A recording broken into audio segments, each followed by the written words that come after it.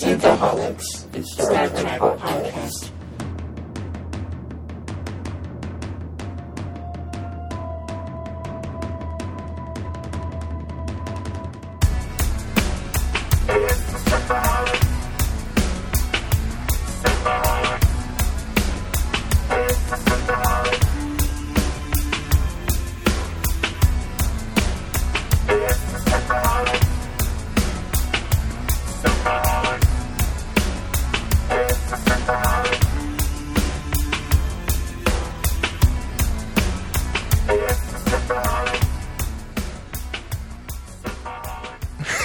Are you going to start this or what? No.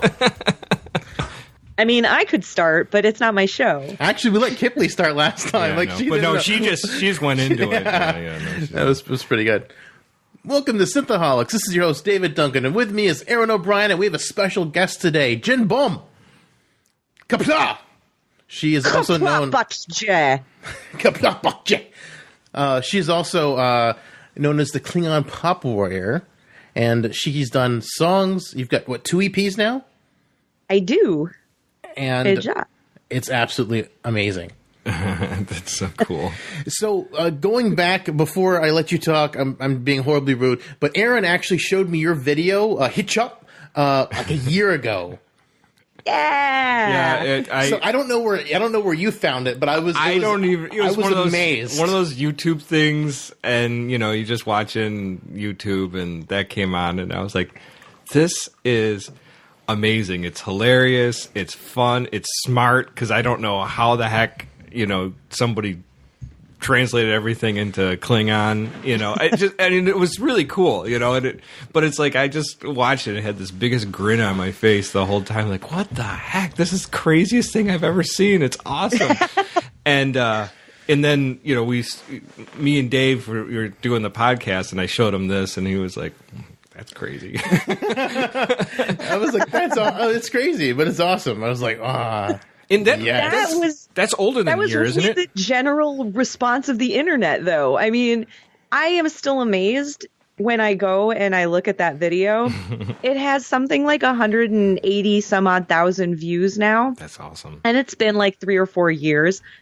But the comments on it are overwhelmingly positive. Yeah. And it has like well over 1,000 thumbs up. I think close to 1,200, maybe more. Yeah. And only like 50 to 60 thumbs down. Yeah. Well, who are those people? The internet doesn't like anything that much. It's so weird. Yeah, it's so weird. I mean, it is weird that. I mean, well, it's not weird that people like it. It's weird that people who dislike it. Like, who goes like, "What is this? Nah, this isn't the song I thought it was going to be." Well, that's what I don't get. Like, when you see something about Star Trek, you get all these like negative comments, and I'm like, "What happened to the Star Trek fans?" Idic. Yeah, I know. Yeah. But it was done with such good humor. I don't understand when people hate on it. I mean, like, that's just me personally, and it's the same thing with my albums, and the live performances and stuff like that. Like, I have a total sense of humor about this. It's ridiculous on so many levels. But it's so much fun. It comes through the humor side of it. Now, was that when you did that song, Hitch Up? Was that the first time you've done that, or were you doing that before and then you did the video?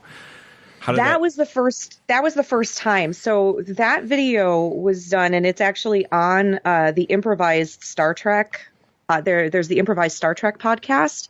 Okay. And they are fantastic. They're a local Chicago improv troupe, but they have this amazing podcast that gets listened to everywhere. I've heard it actually before. It's pretty good.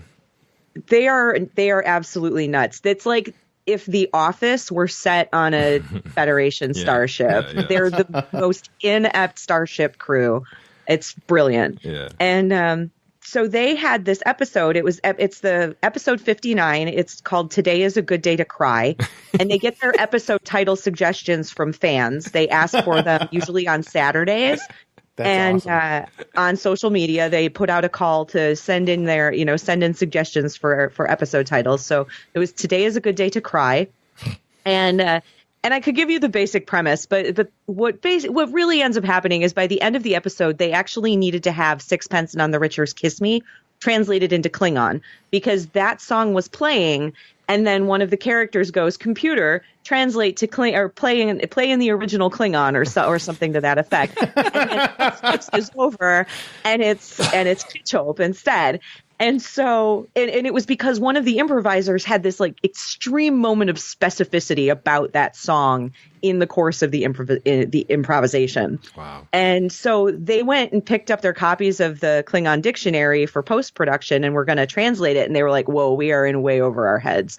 And so, but at that point, this was like 2013, and the theater company, there was a theater company in Chicago that had been doing a show called A Klingon Christmas Carol for a few years at that point.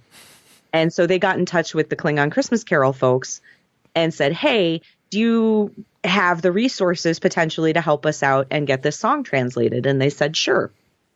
So they got the song translated for them, and then they were just going to take the translation and sing it to a crappy karaoke track or whatever and throw it in there.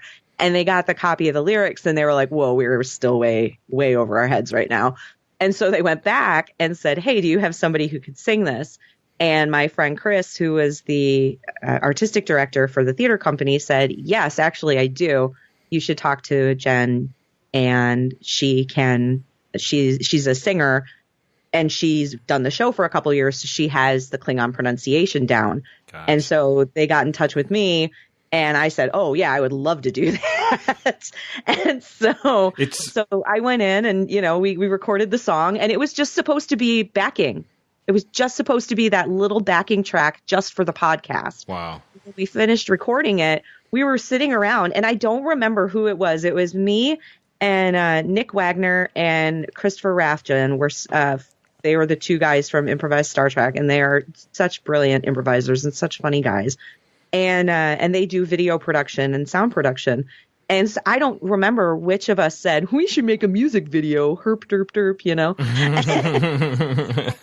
And then, and everybody's eyes kind of lit up, and we're like, we should make a music video. Yeah, totally.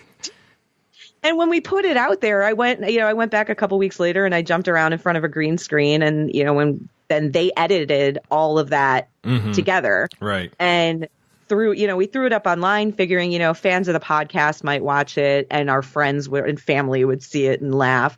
And it kind of blew up. Within 48 hours, it had 100,000 views. We had gotten picked up by the Mary Sue, MTV Geek, TeamCoco.com, Conan O'Brien's website had picked us up. It went crazy. And I'm like, oh my gosh. And people liked it. Like, even then, all the comments were really positive, and everything was just, the feedback coming back was really positive. Yeah. So we're like, we should do more of these. Like, but that wasn't really, we were all so busy, it kind of got away from us. But that was the first thing that kind of got me thinking, hey, this was really fun. I could do more of this. And then about a year later, I had sort of collected songs from other people within the Klingon language community who were like, I've got this song. Wow. And I Who knew that was like a subculture to translate songs into Klingon? So that's crazy. It's a good language exercise for people who are playing with the language. Mm-hmm. So it was one of those things where they just sort of had them in their back pockets, and it was stuff that they had worked on just for themselves or as a kind of, as just an exercise, a language exercise. Yeah. And most of people who had them, they'd had them for a while, but they went back and kind of reworked them and made sure they were still accurate or up to date. Like if we had gotten new words that they were able to update things. And once I had I was looking to have 4 songs to record an EP. And once I got the 4th song, I was like, you know what? I think I'm going to do a Kickstarter and try to produce a CD and see what happens. That's wonderful. And that was the first CD had 6 songs on it by the time it was done. So, well, and so you said before the song was actually was made, you were doing the Klingon Christmas Carol. Mm-hmm. And how did you? Okay, yeah, so you gotta tell us the backstory of that, because obviously you can sing, so you'd like to perform, but where did the Klingon side come in? You got to fill in those blanks. Yeah. So A Klingon Christmas Carol is a play that was produced by a theater company originally called Commedia Beauregard. They they started up in Minneapolis in the Twin Cities. And I had lived up there after college for a number of years, and then moved back home to Chicago. And they had Commedia Beauregard specialized, like their mission was to produce translated works. Okay. And as a joke, they decided for a fundraiser, a holiday fundraiser show, they would do a little like one act version of A Christmas Carol and have it translated into Klingon. Gotcha. And so they did this little thing, and it was like a 45-minute show. And they created the initial base of the show, and it sold out. It was hugely popular. So they decided to bring it back again the next year and the next year. Wow. And each year they started adding more to it. And then I had moved back to Chicago, and I got a call from my friend Chris, who was their artistic director. He says, "Hey, we're moving to Chicago. And can we come stay with you while we apartment hunt?" And I said, "Sure." So while we're all hanging out, he's like, "So we're thinking about bringing a Klingon Christmas Carol here to Chicago." And I wasn't that into Star Trek, but it was such a popular show in the Twin Cities. And I'm like, man, I would love to be a part of something like that. What a unique experience. Right. And as an actor, I have a background in theater. I have a degree in theater. And so I'm just like, man, that would be really fun, I bet. And so he goes, "Well, are you allergic to latex?" And I said, "Not that I know of." We're going to find out. We're going to be putting it on your face. Right. Yeah. And he goes, "Well, let's show up for the audition and we'll see what happens." And I went to the audition and I did well with the language. And I'm not very good with fight choreography, but I didn't need to be great. And then, I got cast in the show and did it that first year. And it was such a fellowship with that show. It was really different from other shows that I've done.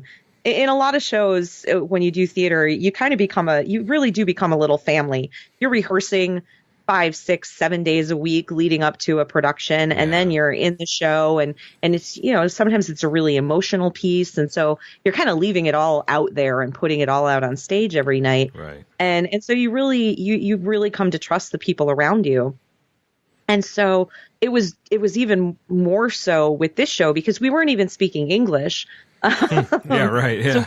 So all starting from the same place. There was no, everybody was on very even ground with that show. And it was such a unique and fun bonding experience. And a lot of people came back the next year. And then even the year after that, I decided I wanted my holidays back. You decided that's enough. I want to have Christmas once in a while. I want to have a Christmas. I didn't want to stress out around Christmas. We hadn't gone to visit my in-laws in a while, and so I was like, I need a Christmas to myself. It's bad when you feel that you need to go see your in-laws. You're like, man, I great. It was really like a neat experience. And so from doing that show, I started watching Klingon episodes, and I started getting into. Started watching the show, and then I just kind of fell in love with the Klingons from doing that show, and then I fell in love with Star Trek, and here I am 7 years later. You poor woman. It was all going so well. And then Star Trek happened. Yeah. It became our new addiction. Like a freight train. Just couldn't look away. What part did you play in the Klingon Christmas Carol? I was Emle, who is Mrs. Cratchit. Okay. And a lot of times we were doubled up on roles. The only person I think who didn't play more than one role was Scrooge. And because he was on stage the whole time. Yeah. Right. The actors who have played Scrooge over the years are just phenomenal. You can't be a slouch on stage. And the guys that I've worked with, they're just absolutely fantastic. It's been really fun to see the show change and grow. Yeah, I was Vaughn, the sister, and Scrooge's sister in one of the flashback past scenes. And one year I was, what's it called, like the Hutchkoiwit or something like that. They were in the opening of the show. You see people knocking on his door and saying, "Would you give money to the poorhouse, or for the orphans and stuff like that. And he's like, well, aren't there any more poorhouses? Right. And in this one, he's like, well, aren't don't we have our prisons? Is Rura Pente closed down? Like, what was Tiny Tim called? Tim Holm. Tim Holm. Tim Holm. Holm is a noun. It goes on nouns. It's a diminutive, so it makes the noun that it's on less significant or smaller or less. Gotcha. So that's awesome. If he were Tim he would be like Important Tim or Big Tim, and but he's Tim Holm. So, but he was important. He was going to die without that money. Well, that's okay, true. But so here's the thing: is like, did you have any language background before getting into Klingon? Did you study any languages, like seriously, other than maybe take a course or two in college? Yeah, I didn't even take any languages in college, but I did take a couple of years of Spanish in high school. Right. I'm always amazed, actually, how much of it sticks with me when I need it. But I never was super into languages, but I did take classical voice when I was in high school. Okay. And I took voice lessons and stuff like that. And so I was singing arias, and I was singing in almost every other language except English. Gotcha. And doing choir and voice lessons and stuff like that. And at one point, I had considered studying opera and going into vocal performance for college. And so I've always sort of been around. I'd always kind of been around just the idea of languages. And what was so fascinating about doing a Klingon Christmas Carol was it was kind of like doing a spoken opera in a lot of ways. Yeah.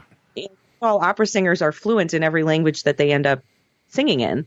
And so you have to learn enough of your songs and understand what you're singing enough to bring that out. And we did that with our bodies. The first year we actually got compared to Kabuki a couple times. Oh, wow. Some of it was because of the way the costumes were designed, but I think some of it too kind of had to do with the fact that we were a little bit broader and grander with our gestures to really help the audience. We had super titles, so people knew what we were saying. So that's cool that they weren't like, well, this is people just talking crazy languages dressed as Klingons. It was all super titled, so everybody knew what we were saying and stuff like that. But we were still using our bodies a lot and gesturing a lot to really kind of help add and display what words, we were speaking in the moment, so if you were saying your heart and you kind of tapped your chest or, things like that. Right. Right. And it's sort of we use gesture a lot. And I think that's kind of why it was a really interesting experience. And it was interesting to watch people who had been in the show for almost 5 years and see them do scenes, and they were people who we'd all been there at the beginning. And then 5 years later, they know the show so well that they were really acting. Like, it was beautiful to watch. I remember watching the scene where Tim Holm has, actually it's Mr. and Mrs. Cratchit, and they're talking about the fact that he's not going to be able to go through he's not going to survive his Age of Ascension ritual. Those pain sticks will be the end of Tim Holm. Yeah. And, and it's like, and she's so upset about it, and what can she do? And it was such a beautiful moment on stage. And then during it was the ghosts of Kalis. So it was Kalis past, present, and future. And during during Kayla's future, she's holding a tiny batleth, and when you see the little puppet, he has a little batleth as a crutch, and so she's holding this little batleth, and she does this death howl, and it's gut wrenching. It was one of the most gut wrenching things I've ever seen, and it was in Klingon, and it was both utterly ridiculous and completely beautiful to watch. I was excited to get to see that moment because for the first couple of years I was doing it. Yeah. And my goal was to kind of both scare people with that scream and just rip their hearts out and stomp on them with just standing there in place. And it worked. Every once in a while I would hear somebody in the audience kind of go. It sounds like a true Klingon motive. Yeah. You know. That's fascinating because just to know that there was something out there called Klingon Christmas, and they also did the Klingon Hamlet at the same theater, right? No, you know what? That group did. If you've seen the like Blu-ray special features that talk about Klingon and Shakespeare, I can't remember what it was on. It might have been on like part of the movies or something like that. It was on one of the movie Blu-rays because I remember I watched the special features of it, and I thought when I was looking, because after I saw the special feature, I looked it up online, and I was like, and then that's when I saw they had also Klingon Christmas Carol, so I thought it was the same production company. Or at least it is the same production company, but they didn't actually ever produce a full-blown production of it. They just did. They produced scenes, I think, for the purpose of the movie or for those special features. So they were actually brought in to, I believe, do that. But it's actually kind of interesting because Dr. Mark Okrand, the creator of the language, he's on the board of a theater company, I believe, in Washington, D.C. And they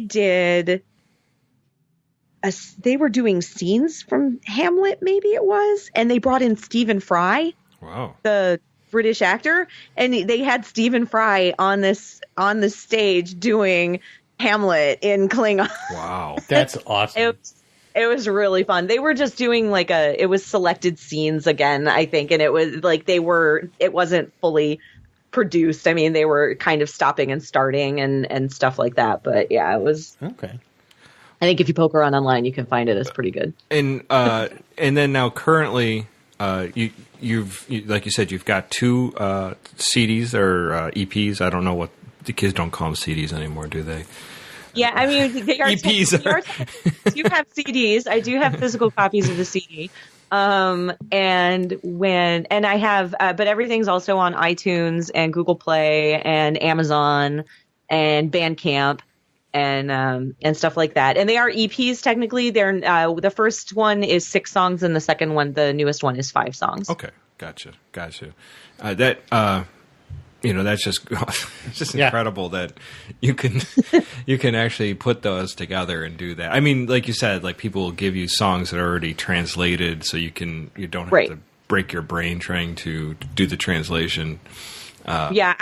I'm very, very fortunate. The Klingon language community has been extremely supportive of this project from the get-go. And that's been really awesome. Khichop really helped that. Sure. The Klingon language, like people who were members of the Klingon Language Institute, they were some of the first people to go, oh my gosh, did you hear this? Like, she's singing accurate Klingon Chol. Oh my gosh. And they got super excited. Wow. And that was really cool. And a number of them had also helped translate it. So, but they had helped translate other things as well in the past. Like some of the same people who did Khichop, I think, also worked on the Klingon Gangnam Style that had come out like a year or two before. Yeah. I want to say I showed him that, and then that's when he was like, "Oh, look up, Bite Me." Yeah. And like they had. So that translation is a 100% accurate translation. Unfortunately, the pronunciation on it is less so. Gotcha. Far, far less so. And so that's been one of the things that had sort of happened over the years is they would do these translations and then they wouldn't get people who were familiar with the language to actually do the final product. And so they were kind of like, well, at least we know it's accurate. Even and so my goal was to be 100% accurate with my pronunciation, and I treated it like I was an opera singer. That's really difficult, especially because you can't really go to it, like the person down the street and say, "Am I saying this correctly?" You have to find somebody who actually speaks fluent Klingon, which not and many we had people all do. been trained. During Klingon Christmas Carol, we had people from the Klingon Language Institute come in and actually train us on pronunciation. And so that was a huge thing. I had worked really hard on my pronunciation during the course of the show. Gotcha. And then I took what I had learned and I applied it to singing. And yeah, I was really proud of my pronunciation. There was like one guy who commented there and was like, she's not doing her big D right or whatever. And the people who jumped, and it was amazing, the people who jumped on him, because they were like, are you kidding me? Yeah. She's doing she's got that sound right. She's got the right. Like, you're going to harp on the D? Wow. Yeah, I mean, because in Hitchob, there's that like one sentence that's like supercalifragilisticexpialidocious, like that long, but in Klingon, and I'm just like, wow, that's like got to be really hard to say, and then keep up with the music. It's just like that sentence like blows me away every time I see it. I've watched. I did a lot of. I practiced a bunch before I actually went into the recording studio, and I did the same thing when we did a bunch of rehearsals before we did the recording of the CD, and then when I recorded the first CD, I would listen to playback, and I would be like, that line is wrong, and we'd punch in, and I would redo lines, and I worked really hard on the pronunciation for that. And it's actually, there's one line on the first CD that is pronounced really, really badly. Well, I mean, I say really, really badly. It's like one syllable, but I say it so many times. It's on Bad Romance. I mispronounced Yiwai. And I on the album I said Yue instead of Yiwai. Yahweh, the God of the Jews. Yeah. But that's the thing is, like, for like a guy like me, like, I do know Klingon language, but I can't like speak it. I don't, like, and I hear it, I know certain words, but I'm not like, I can't pick up. Right. So if I heard it, I wouldn't be like, whoa, what the hell? And that's just it. Like, I kind of just, when I realized it was wrong, the CD had been, I'd gotten all of the copies of the CD already. Like, everything was done. I was starting to ship stuff out, and I was listening back, and I'm like, oh, crap. Oh, no.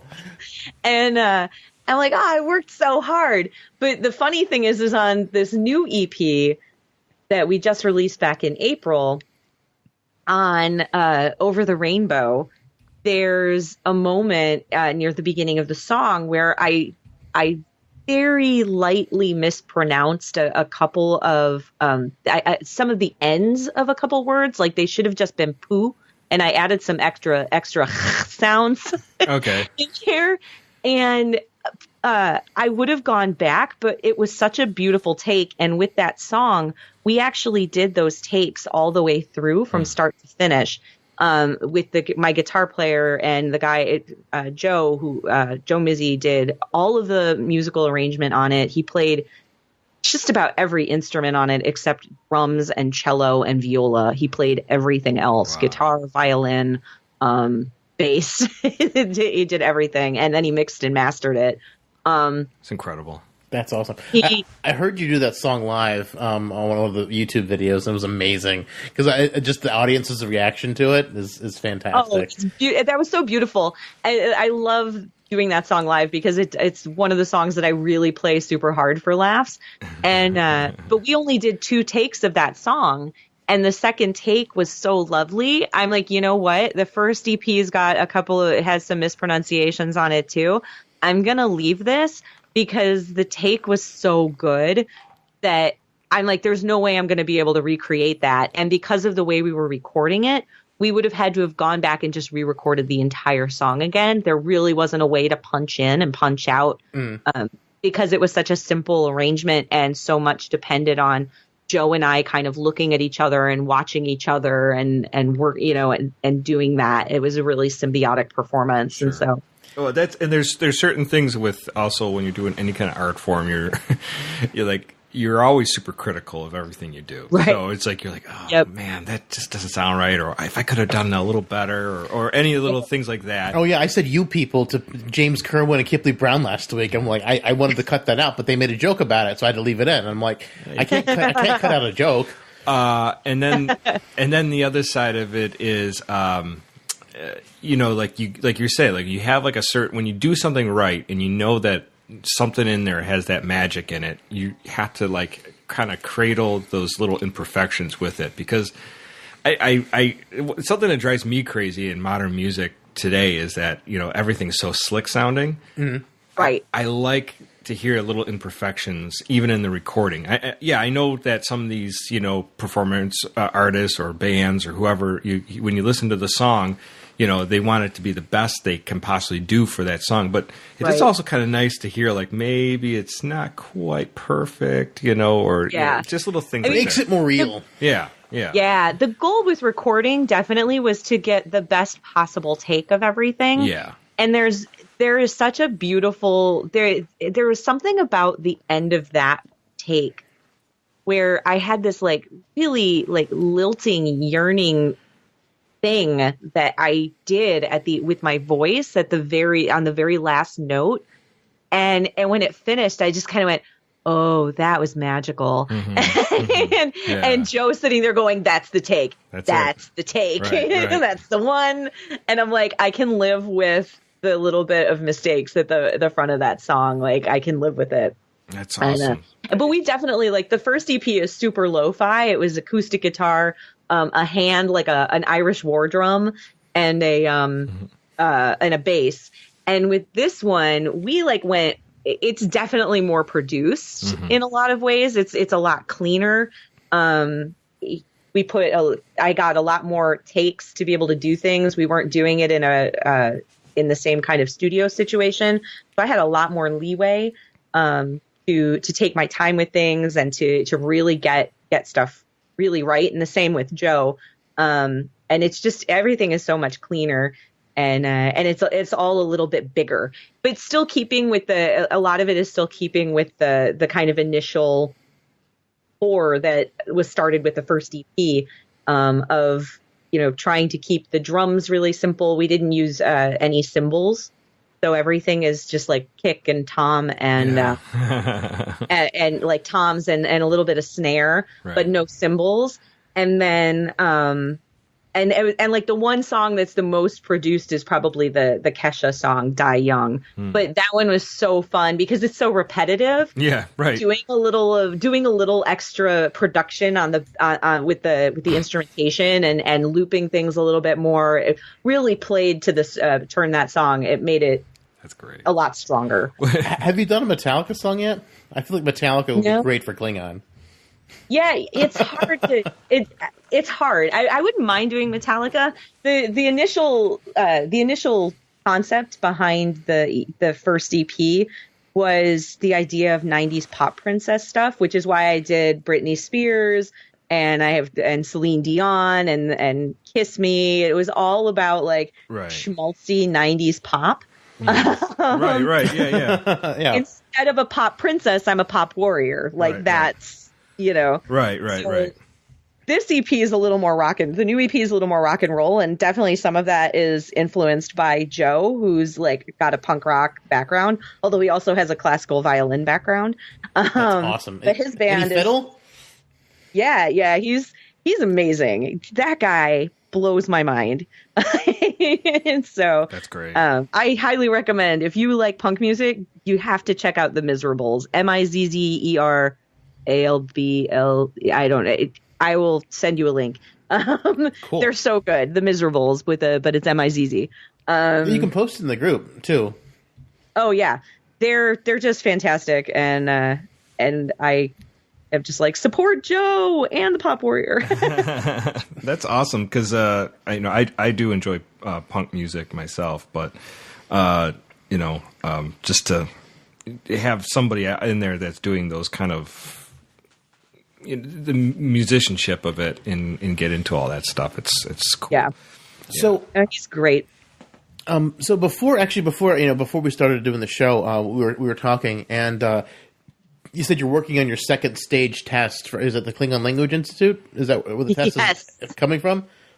So once you get there, are you going to start once you pass that, or have you already started translating a song that you want to do specifically? So the one nice thing after the first EP was kind of collected from things that people had already translated. This second EP that I just did, I was actually able to ask people because I had established enough credibility at that point within the language community. There were people who were like, hey, if you need something translated, let me know. And And so I was able to reach out to a group of people and say, hey, I have this list of songs that I would really like to translate and or have translated. And Mother was a song that Joe had suggested, the Danzig song. That's awesome. And so I actually got together with one of my friends locally who's a member of the Klingon Language Institute. And if you ever come to Kepa, he usually teaches the beginner classes. And the two of us sat down and we did that translation together. He did most of the heavy lifting on the language, and I kind of helped with more of the cultural side of things and like was kind of working on making it make sense for Klingons. And like, because there were certain parts of the song that I felt like, well, that's not a very Klingon sense, a Klingon wouldn't say those things. Yeah. That really isn't. That's really not very Klingon. So what can we do to make this more Klingon? Like, what would a Klingon mother do as opposed to a human? And so that one's filked a little bit. It's really fun the way that the things that got changed. And that's true of a bunch of the songs too. Like they're not all literal and perfect translations in that regard. And they shouldn't be. I think having them be Klingon centricized just makes them all the better. Well, just going back to Hitchhop, there's no actual word for kiss. But Klingons bite anyway. I mean, Jerry, I know. Right. Well, Well, and that was too, like all of the songs, like Baby One More Time, Hit Me Baby One More Time. Like that takes on a whole new meaning when it comes to Klingon. Absolutely. That's great, though. Oh, my God. Well, because, I mean, they break their bones whenever they're doing it. I mean, Yeah. That's great. Julian was so upset when Judzi and Worf came in with broken bones. Yeah. It's like, oh, they did it, and I didn't get Judzi yet. Damn it! Oh, curses. Poor Julian. Because he knew what happened, because Quark and Grelka had already done it and had some bones broken, so he already kind of knew the deal. Damn. Poor Julian. I don't know what to think about that, but yeah. We are talking also about the episode, Deep Space Nine episode, Once More Unto the Breach, which is season 7, episode 7. And originally aired November 11th, 1998. Written by Ronald D. Moore. Yes, love Ronald D. Moore. I just heard him on NPR recently. Oh, yeah? They interviewed him. So talking about the Scottish show that he's doing? Yeah, something like that. Was he ready for Outlander? Outlander. Yeah. Oh, my God. That's a switch. This is now the Outlander podcast. I've only seen half of the first season. Thanks, guys. Oh, I didn't watch all of it. I read the first book. And that was enough. I tried reading the second book, and it just didn't do it for me the way the first book did. It's sexy. It's super sexy. I tried watching the show because I love Ronald D. Moore. I absolutely love Ronald D. Moore. But I don't see enough of him coming through the show. What I expect from Ronald D. Moore after 14 seasons of Star Trek and all of not Babylon 5, Battlestar Galactica. Yeah. So I'm just like, this doesn't feel like Ronald D. Moore. This doesn't, because I know it's an adapted work from a book, like you said, but still, I'm like, where's the Ronald D. Moore-ness in this? I don't feel it. I kind of hope he will get drafted to Discovery eventually. Maybe. I'd love to see him. And we get the character Core, which is reprised by John Colicos. And we have our past guest, J.G. Hertzler, as General Martok. So, pretty cool. J.G., I love J.G. Yeah, he's pretty awesome. We got to talk to him a couple months back at the local con here. He was so cool. Yeah, he's a really nice guy. I met him briefly at last year's Chicago Star Trek convention. Yeah, he was really nice. I also met Robert O'Reilly at last year's Star Trek convention, and I'm happy for the opportunity to run into him again, but also definitely I didn't totally humiliate myself. He laughed and hugged me, but it was the Star Trek convention last year, and it was Thursday night before the convention started, and a bunch of us are hanging out in the bar because that Thursday night was September 8th. And so it was it was Star Trek Day. So it was actually the official 50th anniversary day. All right. And so a huge group of us had gathered in the bar for a toast. And so I'd been throwing back cocktails that tasted like candy and was on my third, I think starting on my third one. And my friend Chris came running over and she's like, Jen, Robert O'Reilly's here. He wants to meet the girl who sings in Klingon. And I just hop off my bar stool. I'm all like John Wayne in it. I don't know. And I walk over and he goes, am I allowed to swear? Oh, yeah. Swear all you want. Yeah. So I walk over and he goes, Nuke Nech. And I go, hey, Nuke Nech, motherfucker.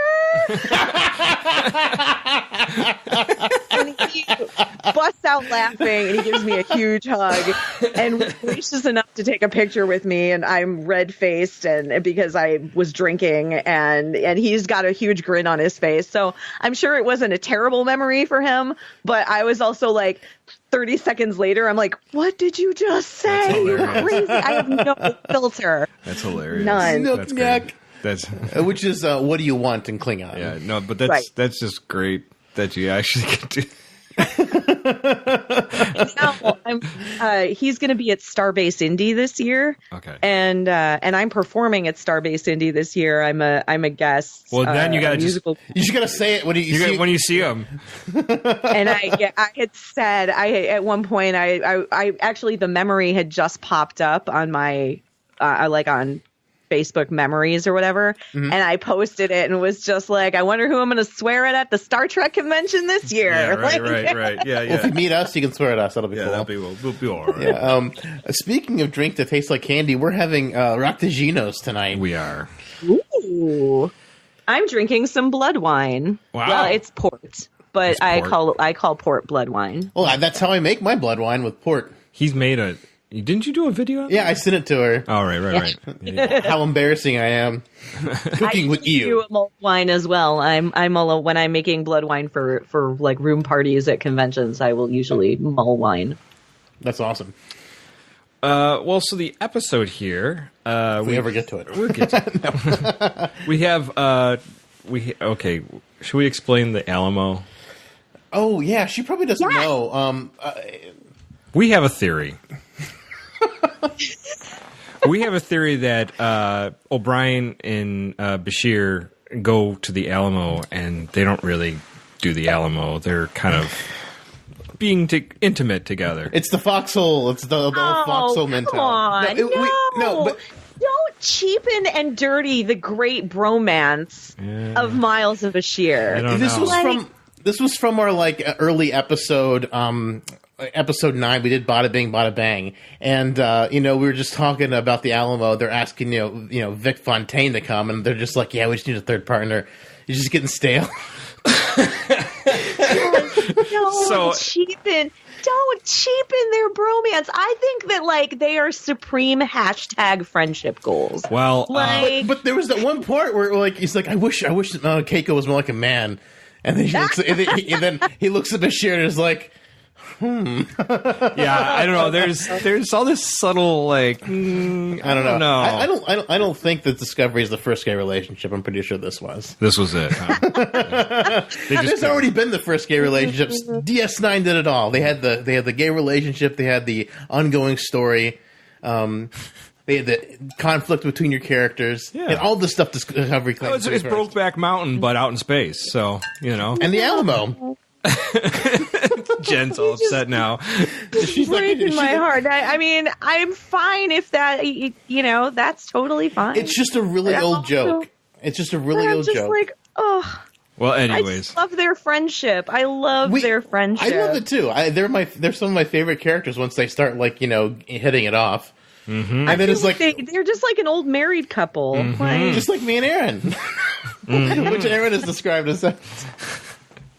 So, anyways, that's But the intro to that Alamo story and that concept of legends, because they're talking about legends and the legend of Davy Crockett, and Worf has that great line that was like, if you believe he's a legend, and you believe, if you believe in the man and you believe he did those things, then he's a legend. And he died a hero. If you don't believe it, then he was just a man. Right. And that completely feeds into Core coming in and this concept of what is a legend and how do we treat our legends, and is he just maybe he is just a man. So I think it's a beautiful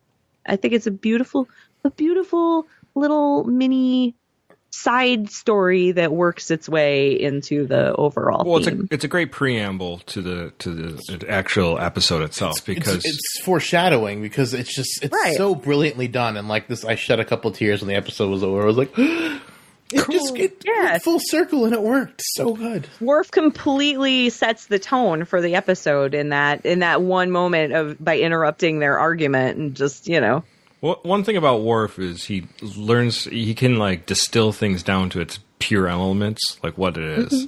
So that's a cool thing about Worf constantly, is like he sees through all the BS and just cuts through to what's essential. But that's what Klingon is in general. Like they cut out all the BS. Well, I mean, like when you look at their culture specifically and the language specifically, they're very direct people. See, so me and Dave also at long past we did a 4-part series of all Klingons, everything going from the original Discovery to original series and Enterprise to original series. Yeah. So. All right. Yeah. So, and we kind of like recapped and we just discussed the Klingons as a race and as a culture. And Worf seems to be the shining beacon example of what Klingon should be, but often are not. It's like reading. It's like reading a book and seeing what the White Knight should be. Like, but he's the idealized White version. But then you look at actual history and like these guys are terrible. Yeah. He's the White Knight of Klingons culture. And I have this. I have my husband and I have had arguments about this. In that I say that Worf is actually that I say that Jadzia is a better Klingon than Worf, and that Worf he believes in a sort of idealized Klingon that doesn't really exist. Yes. Because he was raised by humans. Right. And he was raised by humans, and he was constantly wanting to be more Klingon, but he couldn't because he would hurt people. So he kind of buried a bunch of that. But he really had this idealized notion of what it meant to be a Klingon, because he wasn't raised around them. I agree completely. So, yeah. Exactly. I feel like he isn't always a great Klingon. Well, he's actually. I think in spirit he is. I just think he loses the translation of being Klingons, like because he wasn't raised in the culture. Yeah, right. I mean, he's trying so hard to be Klingon. Like he's trying to be Klingon by the letter of the law instead of the spirit of the law. And all the Klingons are Klingon by the spirit of the law and almost never by the letter of the law. Right. Right. Exactly. Yeah, they just do what they want. They throw the word honor around a lot, but some of the most dishonorable people I've seen in Star Trek. So I mean, Klingons, yeah. Yeah, no, it's an interesting character study, Worf himself, because he's like that kind of guy that had been outside. He was obviously an outsider for so long. He wants to get in so bad to that in group. He becomes he's trying too hard. Yeah, he's trying too hard. Yeah, he is. He's constantly trying too hard. And Jadzia is just like a pass the Bloodwine kind of chick, know? Right. And poor Ezra. Sure, why not? And poor Ezra, she's like, pass the Bloodwine. Sip. Oh, wait, I don't like this. Yeah. I hate this, yeah. Right, no, that's an interesting relationship she has with herself. It's like, I used to love it, but now I hate it. So we have the talk about Davy Crockett and the Battle of the Alamo and all that stuff, and like you said, Worf kind of brings it down to it's a legend or he's a man. Either one, you have to accept one or the other. So and then we get Core comes. Settles that then. Core comes to visit Worf, and he basically says that he's kind of winding down his clock, and he needs to die a warrior's death. Because, oh my god! But you know what? This is the only bit of Klingon in this show that is technically accurate and yet pronounced so poorly when he walks in and says Nuke Nay. Yeah, it was really bad. I was like, was he saying Nuke?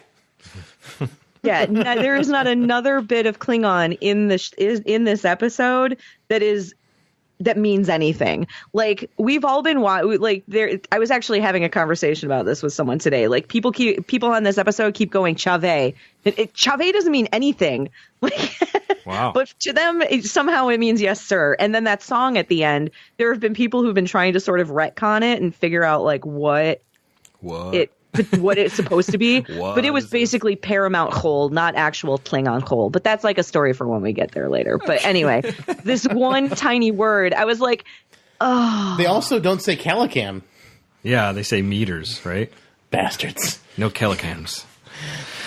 Klingons don't use meters. Klingons don't shake hands. They bang heads. Well, so Kor believes that he's made maybe some bad choices or made people kind of pissed off in the Empire and he can't get any favors. So like, yeah, I was an asshole. I've been an asshole. Yeah, single-minded devotion. Yes. To these two awesome spiky goatee things, which I've never been able to get myself. I really want them. Dave, I don't... I love that line.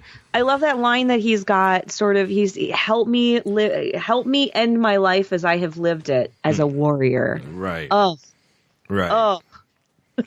No, it's so, and Worf being the honorable romantic Klingon he is, says he's going to go see if he can get something going there. So he asks Martok, and Martok is like, no. Cisco doesn't like summary execution, so I'm just going to deny anything you want. There's so many lovely lines in this. I took a lot of notes while I was watching this. I rewatching this the other night, and I love. He is an old man. He asks nothing but to fight and die as a warrior. Ugh, I love it. That's great. No, it's cool. But you're kind of left wondering, well, why is Martok so against Kor? Like what? Right. What's the reasoning? Who rubbed him the wrong way? Maybe that's why he's got that eye missing. Anyways, so that's not why he lost that eye. I know. I made a joke. It's a joke. Yeah. It's making jokes. We're drunk. Don't joke about Martok losing his eye. That was intense. Man. Stupid Jem'Hadar. Man. Yeah. The funny thing about him losing his eye is like the producers wanted him to lose his other eye. But he's like, no. J.J. Hertzler was like, no, we can't do that because I'm blind and the eye you want me to cover up. That you want what you want to leave me with. So no, I need my good eye so I can see. That's funny. That's amazing. Well, so then we have a jump to Martok and Cisco making plans to hit all these Dominion facilities, and they're basically just going to create chaos. It's a cavalry raid, and he's like, "What's that?" Oh, but we didn't. But you know what we didn't talk about? That conversation between him and Worf. That's when you found out why he didn't want him. That was later. Actually, that comes right after this. It's later when they're on the bridge. So basically, Martok. Did I skip a page of notes? That's okay. So on Martok's ship, after they make their plans to do their attack, but he explains to him it's a cavalry raid. I was waiting for Martok to go, "What's a horse?" It's like he explains what cavalry is to ride on horseback. Like, what's a horse? I don't know. Tell me what a horse is. I'm assuming the Universal Translator did something to make it. It's that thing Cybok rode from Vulcan to Nimbus 3. There you go. It's a go. magic space horse that can just gallop through space. Nimbus 3. Anyways. So Worf comes again to talk to Martok about getting Kor onto the ship, onto this attack, whatever you want to call it. Right. Kor brings out basically that his family comes from kind of a poor family, farmers that were warriors. No, Martok is from the poor. That's what I meant. Yeah, and Martok is, and then he was going to become an officer. The Cathalolans. He was going to become an officer, and Kor just rejected his application. Apparently, Klingons did a unanimous acceptance letter for all the High Council. That's crazy. Klingons don't agree on anything. How did anyone ever become an officer who was born outside of it? It makes no sense that it had to be unanimous. I don't know. And then Martok said that he was lucky when a Romulan vessel attacked. He got a battlefield commission, and that's from plumber to captain. That's right. Plumber to captain. Cleaning up all the got and prune juice. Oh. That's another running joke is that the bathrooms and Klingon ships have got to be just atrocious. They just got to be the worst. I can't even imagine. No, we've gone into detail, but you don't have to listen to those episodes. So, anyways, I don't even know which ones they are. We can't even tell her which ones to avoid. Yeah, I don't. We've done so many hours of talking Star Trek. I don't even know what episodes we've talked about certain things. So, anyway, so Martok basically agrees to let Kor be his third officer, but basically keep him on my way. You have him on a leash at all times. He is your targ for all intents and purposes. Right. And so after that's been agreed, Kor is doing some catch up with Dax, and then when Worf comes, and they're kind of reminiscing at the time of some old antics they got into. Oh, that albino guy was so great, right? Oh wait, no, he was a bad guy. No. And so Worf just tells him, "Hey, basically, you can." You're going to be on the ship on this attack squadron, but you're third in command. He's kind of like, what? What? I don't get my own little bird of prey. But then he finds out basically the reasons why is that, hey... you're lucky to get anything. Yeah, because you wronged Martok a long time ago. And he's like, I don't remember. I did so many stupid things. There were so many lists. It might be possible. Right. Kirk was on all of them. Well, yeah, we see him. Well, no, they don't really talk Kirk. There was the other one with the albino when they mentioned Kirk. So anyway, so when he shows up for on the bridge of Martok's ship, they're all like, oh, "The Dahar Master! The Dahar Master! He's here! Ooh!" And Kor here on our ship. Oh. and all the Klingons fangirling. Yeah, and Martok couldn't roll his one eye hard enough. He's like, I need to take off this prosthetic so I can roll both of them. So they can roll out my ears when I'm done rolling back so far in my head. Like, oh, this guy. Next, we got a strange... But he does come off as pretty humble. He's like, thank you, and like... Right. Yeah, no, Kor does, but Martok is... Oh, yeah, I mean, he's Kor's at least trying to be humble at this point, and then people start shaking his hand. I'm like, when do Klingons shake hands? Shake hands, right? That's a good question. Yeah, what is this? Yeah, I don't know. It's Paramount Hole. Yeah, maybe. Next, we get in Quark's bar that Ezra and Kira are talking, and Quark walks up, but he thinks they're talking about Worf and not Kor. Yeah, it's so silly. It's the one scene that I feel like was just absolute filler. Well, I hadn't I know that the B plot sort of runs into with Kor's story in certain ways, but I was thinking about it today, and I was like, I can't really seem to thread them really well together. Well, according to Memory Alpha, this was only there to kind of set up like Quark's later on, like issues with Ezra. Oh. It's kind of like foreshadowing for stuff to come up. That's what Armin Shimmerman thought, according to the Memory Alpha. That it's kind of setting up for later episodes with his pining after her. Because there was supposed to be another scene with him and Sirach Lofton, Jake. Mm-hmm. Another scene with Jen. But, less scenes with Jake is always good. Yeah. Aw. See, she doesn't I hated Jake early on, but I really liked Jake later. He's like he's like my Wesley for DS9. We beat up on the show a lot, but we love it too. So I don't beat up on DS9. I beat up specifically on certain Jake. characters. Well, Jake, yes, yeah. The show I beat up on is Voyager. And Voyager gets a lot of beating up. So next we have Martok telling war stories in the ship mess hall, and then obviously they start asking him, and he gets into the Caleb 4 battle with the Federation with Kang, and again Martok's like, oh, this guy. Rolling my one eye. If I keep rolling it, it'll break. Yeah, right, exactly. I'll be blind. Sit, no special treatment. But then he's like, back in the day. Back in my day. Next, the crew gets to get called to battle stations, and Kor seems to have a little bit of a senior moment there, trying to figure out where he's supposed to What's go. a battle station? You know what, though? The funny thing is that that's technically not even the first senior moment that he has, because in the scene with Worf, when Worf is saying, "Hey, this is why Martok hates you," back at like Quark's, Right. He had a couple of moments there where he kind of, the first thing was he says, oh, well, there are so many lists. I mean, I guess it's possible, but there was clearly a tone to his voice where he's like, I do not remember this. Yeah. And then as they're getting ready to leave, he says, what was the name of that ship again? Oh, right. Yeah. It's a king. Yeah.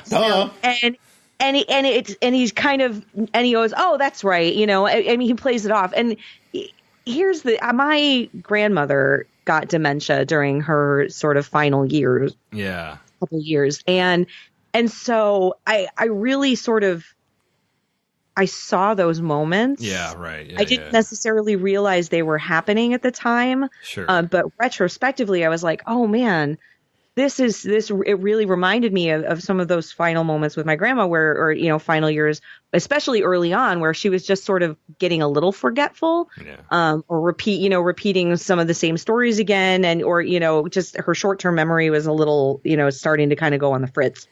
And so those moments for me kind of hit home. Yeah. A little bit. Yeah, my grandfather passed away from Alzheimer's, so it's very similar vein. At first it was minor stuff, and then like doesn't remember anything. And then and all of a sudden it's big stuff. They don't even know who you are anymore. So I mean it's crazy. Right. So, but yeah, so he's getting these senior moments. So obviously, when they get to the bridge, and next we have this great scene where the ships are decloaking and attacking this Cardassian outpost.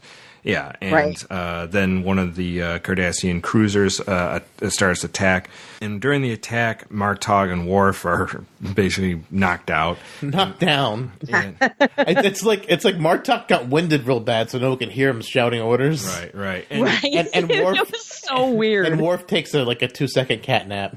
He's taking sleeping on the deck of the ship, and he's got a narcolepsy. It's just like, Kang! And it's like, why is he? What? Yeah, why is everybody listening to him? Tahar Master. Yeah, Core takes over, and he starts thinking he's back at Caleb 4 with Kang. It's like, Kang, do this, and like Kang's been dead for 4 years. So the fangirl gets really pissed off. It's like, wow, this guy's not great. Right, and obviously Martok is trying to get up and say, shut that guy up, get him out of here, and it's like, we gotta leave. He pulls his knife. He throws his knife, and Worf wakes up to the last second and catches it. Now, like a ninja. Now, like the Green Arrow. I gotta say, just Worf waking up off the deck floor and catching this knife is pretty impressive. But what's he wasn't knocked unconscious. What's even more impressive to me is that how that scene was actually filmed. Like, the knife was throwing through the air, Worf catches it. Now, I'm sure there was some camera trick on how they actually did that, but it's like, that's actually pretty cool that he could do that. I don't know how that would actually happen. Normally, you just bat it away, like, knock it. But you knock it and like it sticks through your hand. It's like, well, on my Nintendo Switch, cat. Just boom. Yeah. Well, on my Nintendo Switch, he was taking a cat nap, so then he just wakes up and knocks it off. Like, meow. No, on my Nintendo Switch unboxing video that I did, I kind of did something like where I was being EU and I stabbed the boxes, and then I was being myself and I took it away. So it's like you just basically move off camera. Sure. I mean, it's not as impressive as a throwing look, but I thought it looked fairly convincing that I took the knife away, just with the motion.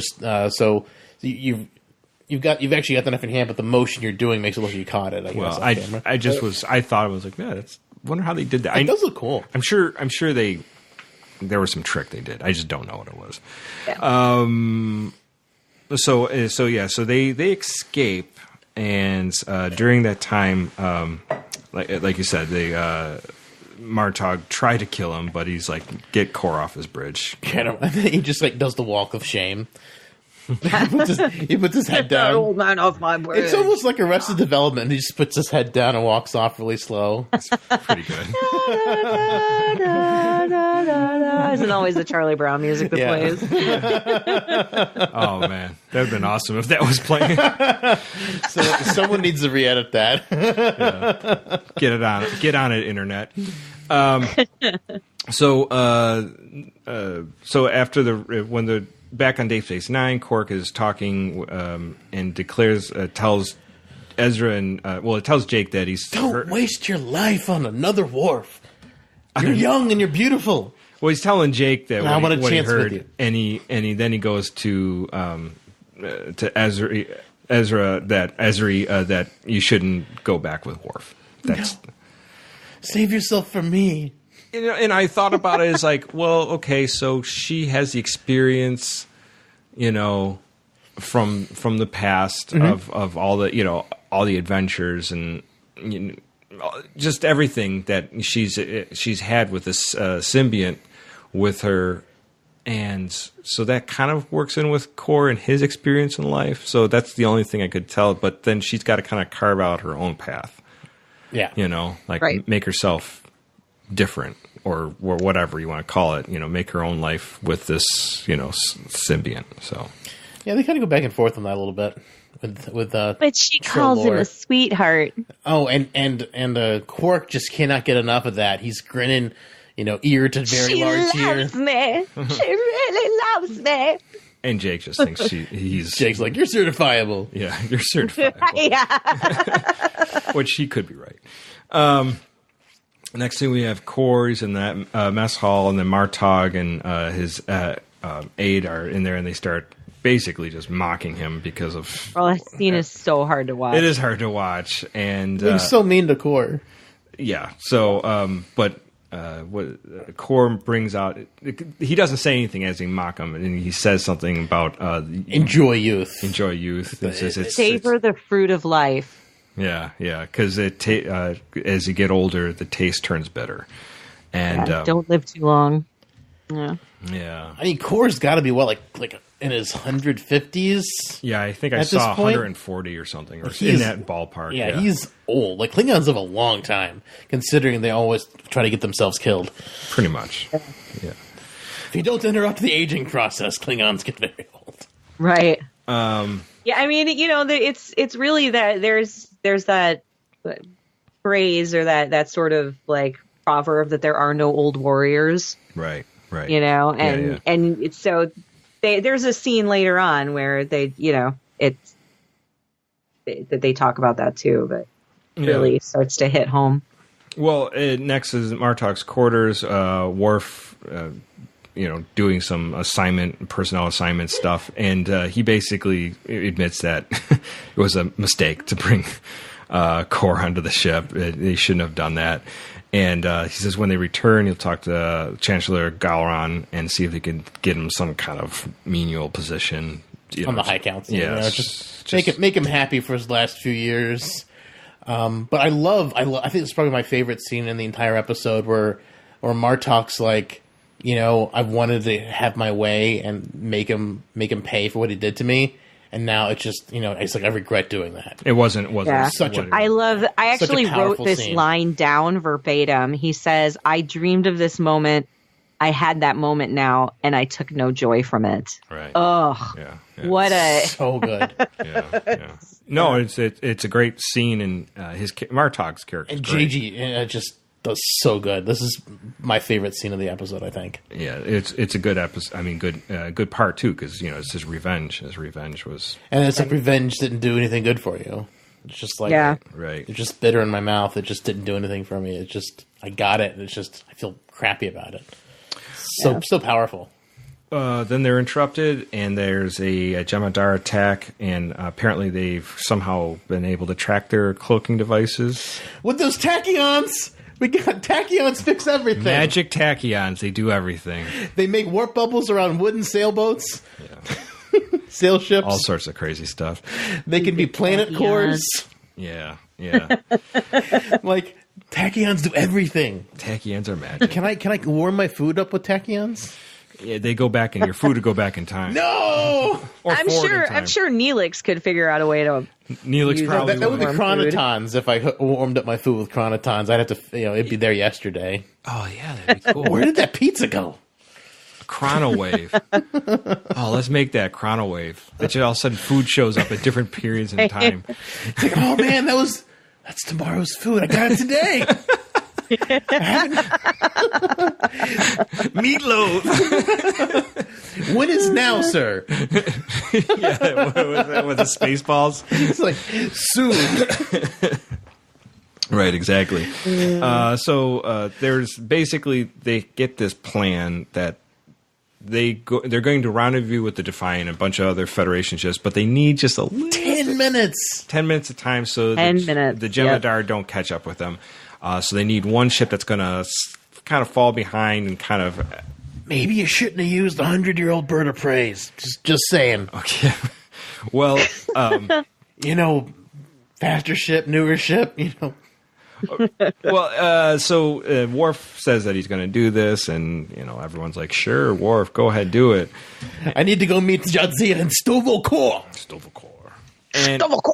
And so Kor finds out about this, and then he basically hypo sprays Worf into unconsciousness, takes the ship. Oh, himself. but that was that scene between him and Derek. Derek, the aide, the old aide, is the one who tells him about that. Sure, yeah. And they have that great moment where they're like, men of our generation never stood on ceremony, and like, I miss those days, and kind of they sort of have that. They're the young generation. They're quick to judge but slow to forgive. Like, there were a lot of good moments in that scene too. So. Yeah, no, there definitely was, and I think I want to go back and when we talk about it, just revisit some of those sentiments that they pass between each other. Yeah. So Kor does go, obviously engage the Jemadar, and they're like, how can he hold off all these ships at once? As kind of like they're in awe of what Kor is doing. Well, they think it's Worf at first, and then Worf... Well, right, yeah. Like, Worf's gonna die of warriors battle! Yeah. And then Worf's like, today's not my day to die. Who's on this ship? It's an autopilot. I programmed myself, as for Jadzia passed one thing off to me, it's how to program a ship. So, and then obviously Kor buys them time to meet up with the Federation ships, and but you don't ever see what he does. No, you don't. But it's kind of And my theory is he's talk about it. I love that they're basically doing a play-by-play when they realize what's happening. Right. They're just on the edge of the sensors. Oh, look, they've all stopped, and they're all like, "Oh, how come they do it?"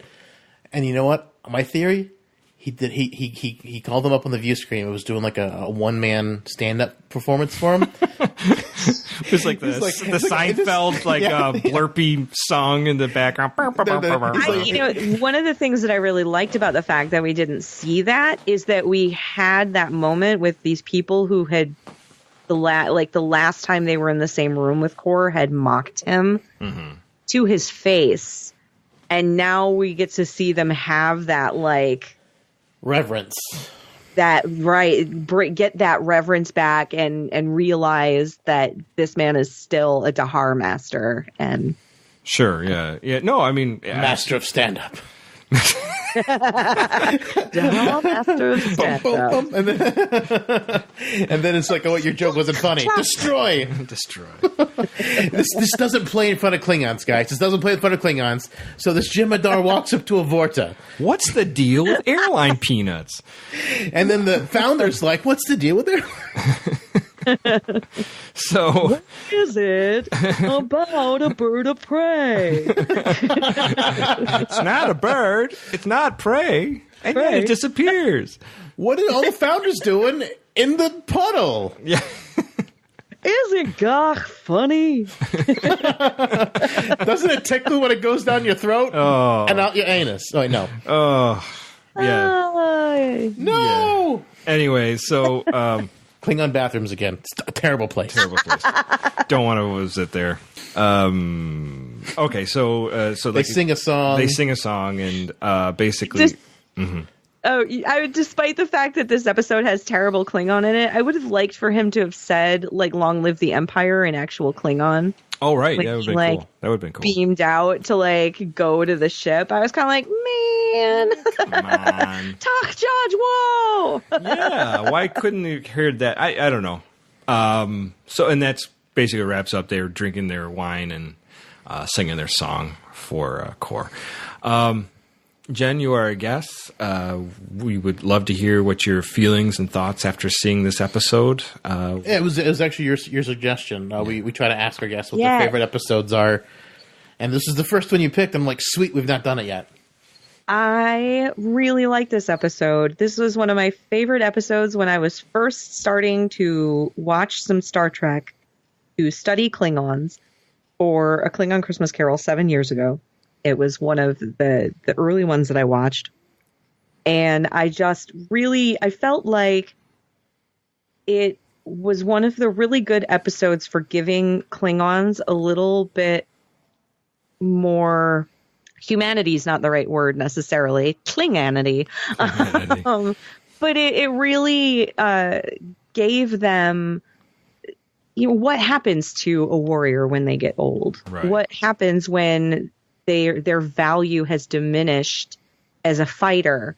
Can they still fight? And I mean, this episode kind of, even watching it again, and I've watched it multiple times now, it still chokes me up a little bit at the end when they sing to him.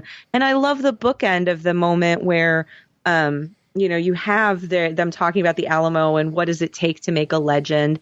And at the end of the very last part, they're talking about, one ship against 10.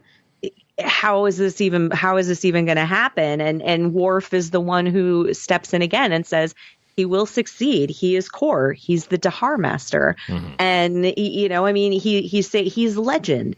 He is a legend and he will make it happen. And then he did. In his final act of a Klingon, he died not just honorably, but in a blaze of glory, and the way that a Klingon wants to die. And I that was really powerful to me. I found that it's so powerful. Yeah.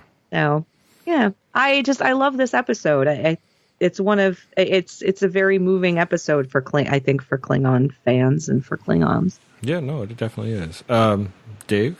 It's definitely moving to me too. I spoke with Jen just on chat, and I was just like, yeah, this episode made me cry at the end. It's just like, and I was saying, I say this more and more on the show. Like, the older I get, the more Star Trek hits me in the gut, and I'm just like, wow, that's really poignant. That's really sad. It's got a message. That's what I love. I mean, Star Trek, it's always had a message, but as I'm older, the message is way more. I think you start seeing real life impact. Yeah. When you're younger, you're just like, what you really do. Yeah, younger, you don't. And really this care. was definitely one, where we, especially I feel like in this sort of age of technology and stuff like that, we really tend to dismiss our aging population too often. And so it's, I think, a really lovely reminder. Yeah, absolutely. And a necessary reminder right about now. Yeah, and so beautifully done, too. It's a beautiful reminder as well. Sad, but beautiful. Right. One of the things that kind of stuck out to me in the episode was that I kind of feel like that was his end game. He wanted his own ship so he could just bomb out and go into blaze of glory. Yeah. I almost kind of wonder if he was playing at being old. Almost. Oh, because that's my plan. Did I ever tell you my plan when I get older? No. When I get older, really, really old, I'm going to go into stores and shoplift. And I'm like, oh, I thought I paid for this. And I'm just going to steal tons of shit. Just to act confused. I didn't get that. I didn't get that read off that episode. There seemed to be sort of that genuine senior moment forgetfulness, or the onset of dementia kind of thing. That's how it felt to me, especially in that moment on the bridge. Where he just loses all reason. That to me did not feel like it was supposed to be a forced fake memory. Sure. I mean, I definitely, that's a message, poor Core and his Alzheimer's. And right. It definitely reads that way. But at the same time, Klingons are always devious. There's always more to what a Klingon says, because there's. I mean, I feel like that's some serious, that's almost like a Romulan territory of devious, though. Fake it that hard. I don't know. Yeah. But he also had the gut punch of being like, "Oh, I'm a third officer," so he's he's got to find a way to kill himself without killing Worf. Right. So it seemed but he didn't know about the plan until the minister came into him and told him about it. So it's just kind of I mean, I feel like it could play either way. It's most definitely the dementia. It's real, but at the same time, I could sort of see Core kind of playing with it just so he could go out in that blaze of glory. Because the very first thing, pretty much the very first thing he says is like, I want to die a warrior's death. Sure, yeah. And so like it was on his mind because I watched the episode twice, once the other day and once today, and that's one of the first things out of his mouth. He's like, I'm old and I want to have a warrior's death. He doesn't say it directly, but that's what he wants. Sure. And you can tell from what it's so that's why today I was kind of thinking maybe that's what's going on. Maybe he's just trying to get. Yeah, but I also think it's because he realizes too that he's forgetting things. There is a moment in that scene with Derek where they're talking about the where he's finding out that that's the plan, and he has this really. I have this page of notes that I took is just like almost all quotes, and it just says he says, "I miss a great deal of those days," and with the way that he says it.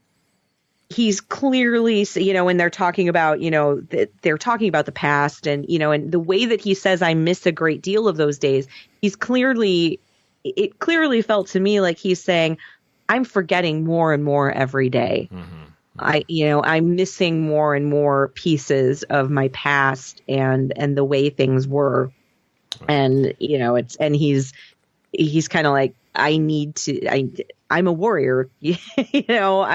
I shouldn't be forgetting things. I should still be fighting. Maybe it's a little bit of both because because I mean you think he's like nuts, but then he's got that scene where where he talks about life becomes better when you get older, and then he's also like, oh, I'm gonna get a hypo so I can knock Worf out so he doesn't die, so we don't both beam over and both die. Like he's enough. He's pretty there. He's not.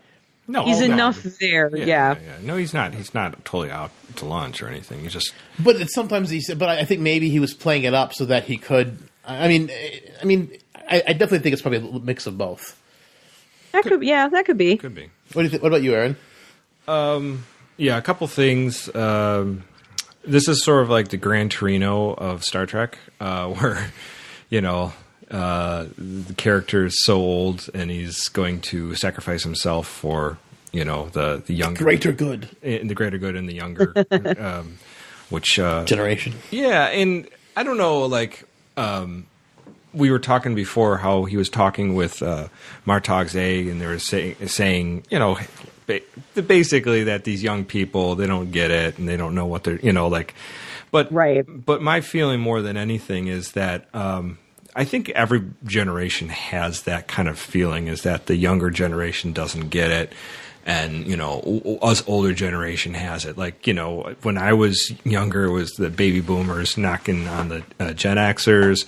Now it's the Gen Xers are knocking on the millennials, and it's just like, when does it end? It's just all the same. I think I think when you're young, yeah, you're driven. You have aspirations of whatever you want to do with your life, and you miss some of the things that are important because of whatever you're working towards. And so the older generation is like, "Oh, you're missing all these important pieces. You're skipping over this. You're not paying attention to this." It could, by the time you get older, you kind of start figuring it all out. Mm-hmm. Right. So, and I think. That's one of the things is like, I think every generation kind of like shits on the younger generation. Yep. It's kind of how it goes. Yeah. Yep. It's like a rite of passage almost. But then it is. But this is the thing: is the real way it should be is that the older generation should be there not to dictate to the younger generation, but to guide them in the right manner of what they might be missing. You can't. That's exactly how I feel about Star Trek fandom. And it's so fractured. Oh yeah. Star Trek fandom is a. That's basically my pitch when people are like, "Oh, they like JJ." Like, take them and show them the good stuff too. Yeah. Right. There's more. Don't just dismiss them if they like it. Yeah, like don't just shit on what they like. That's not going to attract them at all. Yeah, you're gonna get people who call people like the old primers, like old primers. Oh my primers. It's just like no, it's Star Trek. Yeah, and so that's for the Star Trek fandom, that's for sure. But so that's the one thing is I came away with is that that the older generation, younger generation relationship. The other thing was I did kind of like the idea, and we were talking about it a second ago, is how Core, when he took on the 10 ships and they just couldn't believe. I don't know if I told you this story before, maybe I had, but years ago I was working with this older guy, and we were building something, and he just the way he would just do things and make it look so simple. Mm-hmm. And then like I would try it and it'd be like just a huge mess. And he'd be like, get out of here. Just leave. Just stop. And then he would do it, and it's weird, because you get to the, like, somebody's done something so often and so well, and then you're amazed at how well they did it. Because they've mastered that craft or that skill or whatever that might be. So it's it's always amazing. If you know someone who's older and is good at something, just watch what they do. It's incredible. I mean, and listen to what they have to say about whatever craft or skill they have, but also, ask questions, but not annoying questions. Kind of like watch their techniques and stuff like that, because it's really amazing when you can pick up somebody who's really good at it. And I think a lot of times older people get to kind of push to the side because they're not as maybe not as I want to say energetic, but they just don't have the flamboyant panache of maybe a young person. But I think the older you get, the less you want to put up with other people's crap. Oh yeah, for sure. Yeah. Before you'd be you'd listen to it okay, let's hear it. Now you're just I just don't have time. You're like, my time on Earth is short. Make it quick. Yeah. And last, the idea too, I'm still grappling with this. I'm not quite sure what are the legend and the man idea. I wonder if there's a middle road. Because, we put people at this legend thing, but the more you find out about certain people, like whoever you might idolize or think are awesome, when you read their, or find out about their personal history, you find out they're very flawed people. And they did some terrible things or made some terrible choices in their lives. And then you're like, well, but I love them for these certain things. We've elevated this person for whatever reason, because they're good at one thing, or they've climbed the ladder to get to a certain level. But we made them into a legend, but there's still a lot of bad stuff underneath that we don't. I don't know. I don't know if there is a middle ground, because it's there's the Disney movie and then there's the actual facts. It's one's the legend, one's the idealized version, and then this is the real version. Whether it doesn't matter if it's about real things or if they're adaptations of fiction. It's the real thing is gritty and awful and terrible, and then the Disney, it's cute, cuddly, and whatever. It's the most idealized version, from stuff like Hunchback of Notre Dame to Pocahontas, different things Pocahontas is a real person, John Smith is a real person.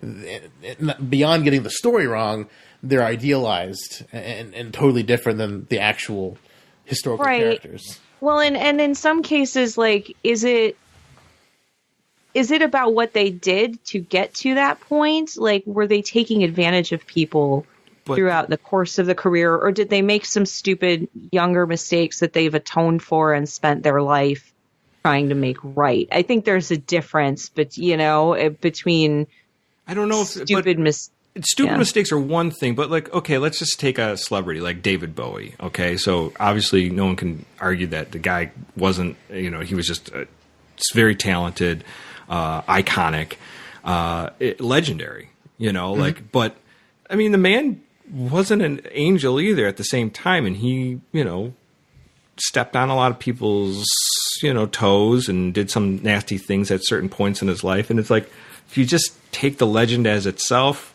or do you really read into everything the man did? Just things like that. That's my thing, is maybe the legend's awesome for getting you inspired to be the next David Bowie or whatever you want to be in life, or whatever, whoever you think is awesome. But when you really uncover everything, you find out, JFK's womanizing and stuff like that, just stuff like that. I don't know. It's like, right. We elevate people, but then we find out that they're not all there, like everything. Yeah. But just because people are terrible and just because there's a legend about them doesn't mean they're mutually exclusive. There is some crossover. Sure, these people are legends because they did great things, but they're also terrible people. And so, in a way, it's like they're both true. And so I don't know how you can make a middle ground out of that, because people do terrible things. But these people are also idolized because they've done great things or things that are popular. Yeah. But I don't know how to get a middle ground out of that. It's like a little bit of both. Well, it's hard. It's just like loving a TV show and acknowledging that it has problems. Like Star Trek. Like Star Trek, watching the original series, it did some really great things, but it's also pretty terribly misogynistic. And so you have that. And it's so being able to see things through a modern lens, and under, it's hard. You can still love something and acknowledge the problems in it. I guess. I agree with that. Yeah, I mean, for sure. And I think that goes with anything in life, that you can see everything for all it is and all it isn't, and still enjoy it and still appreciate it. It's just that, the Worf's thing is either he's the man or he's a legend, or hero. And maybe the middle ground is both, because the legend will inspire you. If you like the legend may or may, depending on what kind of person you are, would inspire you to find out the truth. Mm-hmm. Which is kind of what they were debating. And then Worf is like, do you want to believe one way or the other? But yeah, I mean, you like David Bowie, he's like, oh, this legend. So you dive into his past, you listen to podcasts to talk about his past and his life, read books, articles, interviews. And so the legend inspires you to find out about the real man. The legend is the admission ticket to get you into the club. Sure. Yeah, that's a good way of putting it. And then, you can get the deep cuts by going into.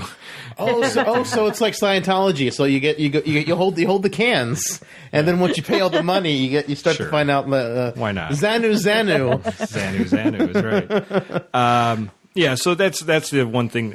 Besides the core and is becoming older, and the tragedy of becoming old and not being maybe treated as well, was the legend thing, and the man thing was, I kind of kept bouncing that like a ping pong in my head. So beautiful, absolutely beautiful episode.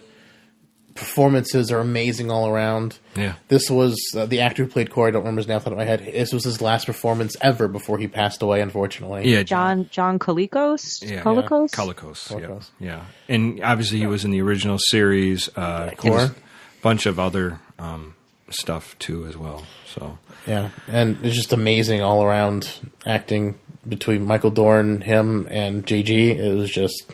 It's great. Beautiful stuff, beautiful story. This is what Star Trek is about, really. Yeah, I agree. Yeah, it gives you fodder for thought later on. Oh, for absolutely, for sure. And it should too. So. David. Tell the truth.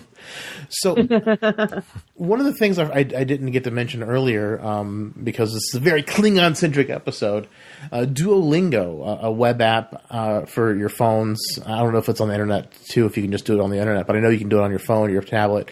They're coming out later this month with like an introductory version for Klingon. And I posted this 2 years ago when it was first announced to our Facebook group, and I cannot wait to try this out. Because I really want to get my hands on finally coming to fruition. Wow.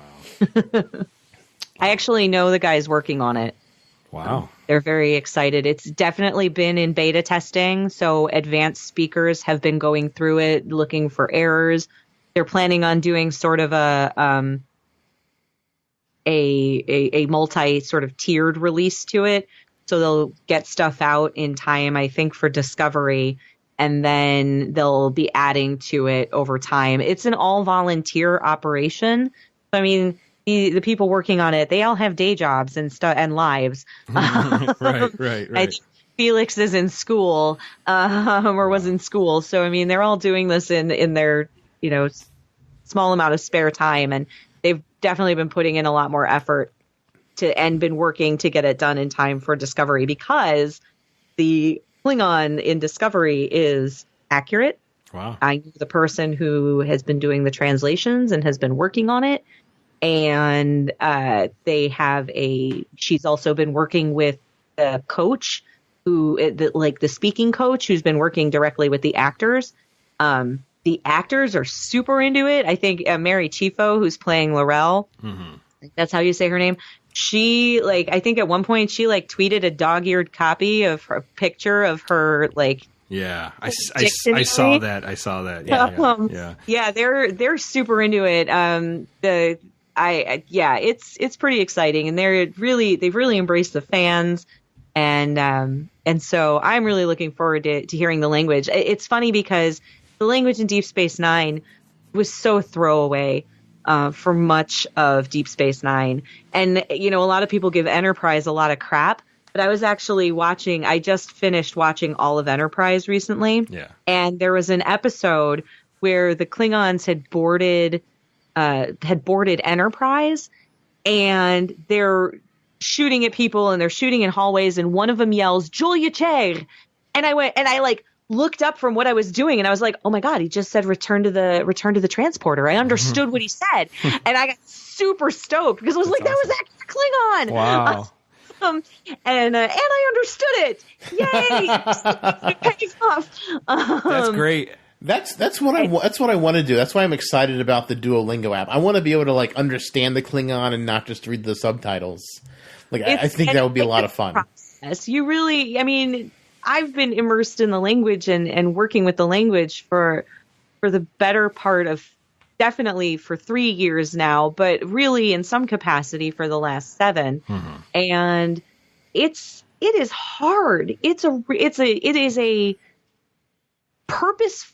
It was done on purpose. It was a purposefully difficult language to learn. The grammar structure is crazy, and the grammar rules are crazy, and the pronunciation is also supposed to be. It was made so that actors could do it with fake teeth in, but it's also very difficult. It is not an easy language to speak. And so I'm really looking forward to seeing these actors who seem to they seem to be excited about it.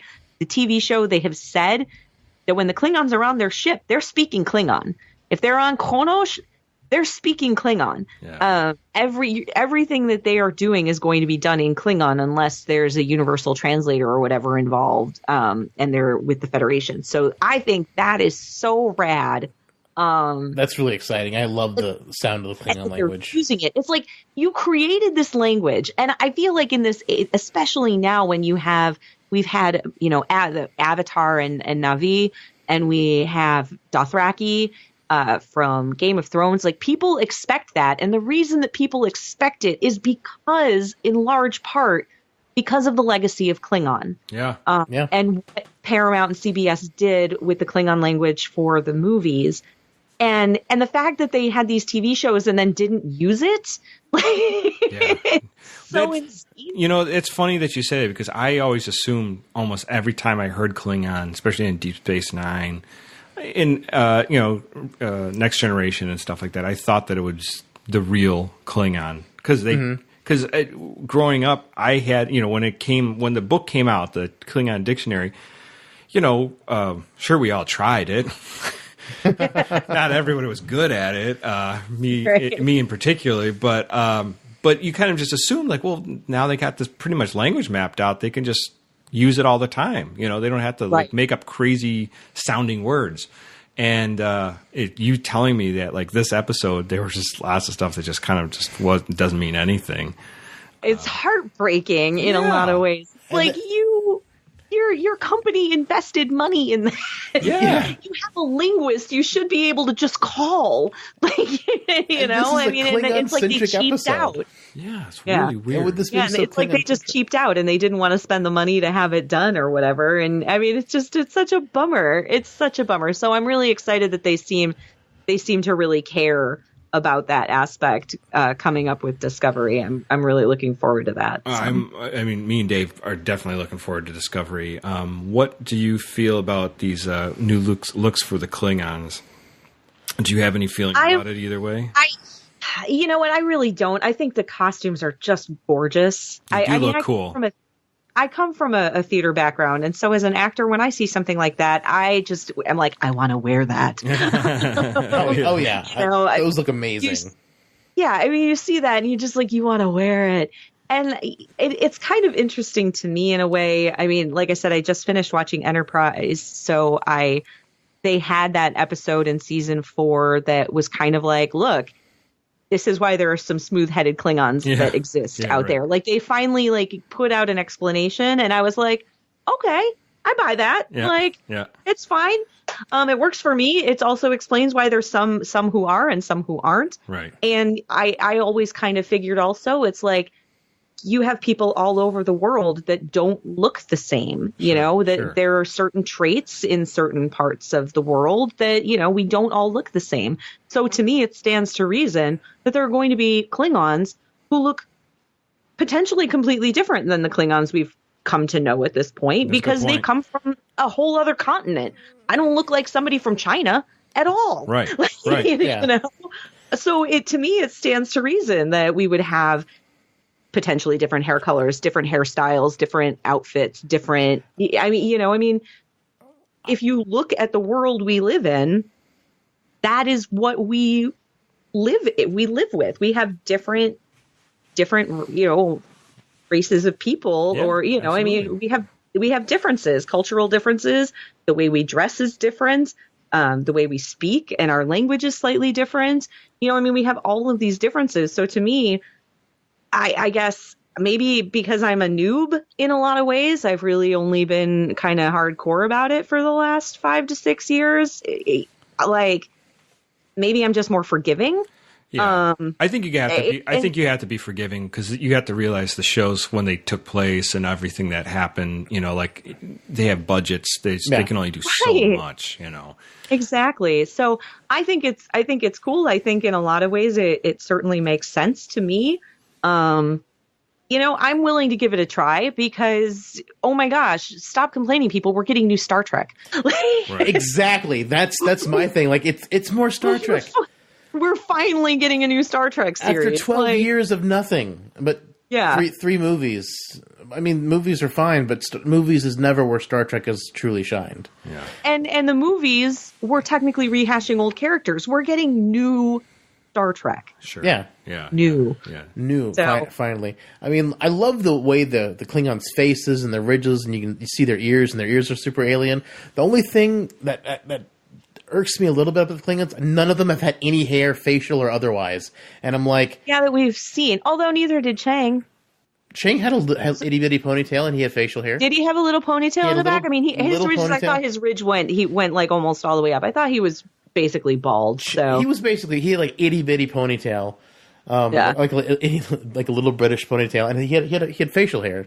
Sure. I don't think I've actually seen a backside of a Klingon at this point. Have we actually seen an image of them from behind? So I mean, I have no idea what's back there. Well, the leaked image, like the first image of Klingons ever came out, they're all bald. Okay, on the back. All right. But that was a super grainy, poor looking picture. I really one of the things I want to see like a smooth headed Klingon interacting with ridged Klingons. So that would be amazing. Like it's like I got my fingers crossed. I mean, there was definitely a stigma there, even when they were trying to cure the Klingon augment virus. Yeah. I mean, they were going to blow that planet up, which is such a Klingon thing to do. They were just going to be like, we're just going to blow them up and let it, and that'll deal with it. That'll be fine. That's fine. Don't worry about it. And then, the humans went, oh, we're going to do biological warfare. You've got the disease now. Ha ha. Yeah. It's strange, though, growing up before, obviously, Enterprise ever was. It was, I think, Next Generation was the only show that was on at the time. There was a game, a FASA game that was based on Star Trek, and their explanation is that the Klingons spliced genes to make people look more human or more Romulan, and just so they would interact and they can covert and get into be like spies. Yeah, being spies. That's a really good explanation. It was a good explanation, and I was like, oh, that makes sense, but then that was just written for the game, and then it just disappeared, so it never came into anything. But in the end, it's television. Original series had tons of flaws. It only had 3 seasons. They were just making up as they go. Obviously, they didn't have it all worked out. And by the time we got to the movies with Christopher Lloyd, making that Klingon role, I mean, that's really when it all came together. So, yeah. Anyways, Klingons are wonderful and confounding creatures. We love them, and sometimes we just scratch our heads like, what the hell? Yeah. Well, and I think going back to what we were saying earlier about this episode, a lot of times back when we did our Klingon series, where it's like, the more as time went on, Klingons got dumber and dumber. They did. And this is an episode. And this is an episode that kind of brings back like the good heyday of Klingons. Yes. We get intelligent Klingons. Yeah. Martok super intelligent, Worf super intelligent. Right. I mean, Worf was all, but I mean, like just in general, in Next Gen on, like the Klingons were just like dumb headbangers, and like headbanging is fine. It's just that thing on our ship, Enterprise must have put it there, so we're going to fight the Enterprise. Like whenever Riker's the first officer on the Klingon ship, they're just like, what? Yeah. Like it's like the dumbest logic I've ever heard. Yeah. Post hoc ergo proctor hoc. Have you heard of this, Mr. Klingon Captain? And like we said, they do seem to like their intelligence seems to slide off more and more because they just become more and more warrior, and they lose a little bit of the the cunningness. They're just more just like, let's just. Yeah. But Kor was the cunning Klingon back in TOS. Oh yeah, he was. So whenever we get those comebacks from the TOS original trio, those are always good Klingon episodes. Yeah, right, absolutely. So, wrapping up, where can we find you, Jen, on social media? You can find me at KlingonPopWarrior.com. We'll give you links. I'm also on Facebook, Facebook.com/Klingon Pop Warrior.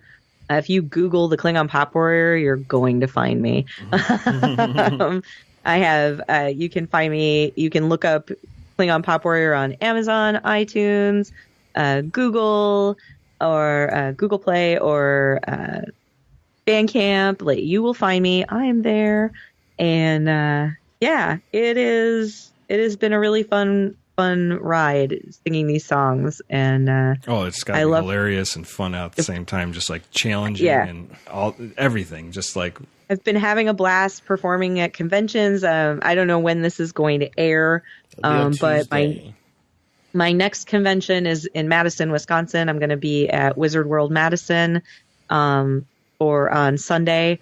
I don't quite know the time yet, but I will be there. What's the date? Then this coming Sunday? September 24th. Okay. And then I will be around the Chicago area. I'm actually doing Extra Life Day. So I'm raising money for Children's Miracle Network hospitals. And on November 4th, I will be live streaming on Twitch for 24 hours. Wow. If you donate to my campaign, keep an eye on my social media. I'm actually doing things like little giveaways and stuff like that for donations.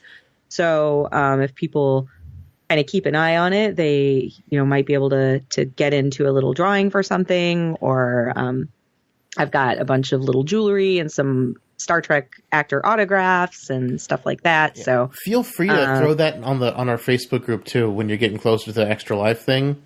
Sure. Yeah, I've already started. I've got, and actually this was really cool. I couldn't believe it. Somebody had told Kenneth Mitchell, who's playing Cole in the upcoming Star Trek Discovery, that I was doing this, and he actually donated to my Extra Life campaign. That is amazing. Awesome. Right? I just thought that was so cool. So, yeah, I can't be more impressed with the Discovery cast at this point. Like, what a class act and an honorable Klingon warrior. Oh, good.